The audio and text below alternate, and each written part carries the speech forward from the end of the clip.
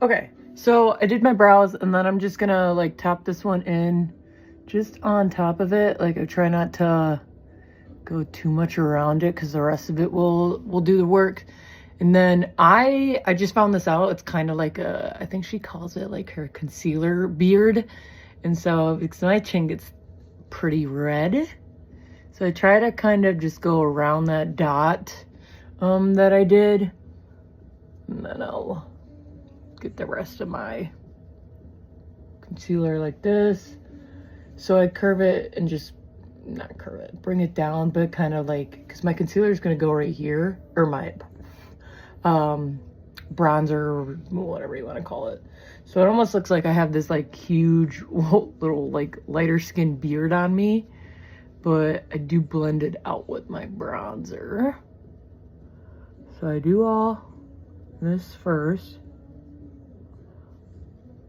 My little caved in eyes, I try to cover up my veins.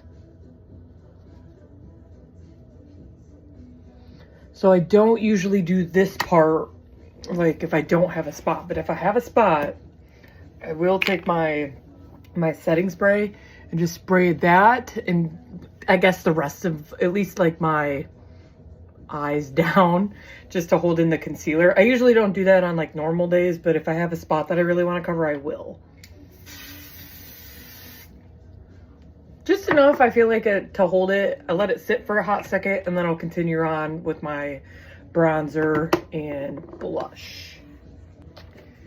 All right, so this is where I put my bronzer, and this is where I like kind of blended in with my concealer on my little white stash, or white beard. I do my chin, do like my jawline. I usually do the rest of the face, but then I just kind of lighter, just so it blends it kind of back into like the normal color of my face, and then I do the rest of it. All right, time for my blush. I just put it here above where I kind of like did my bronzer.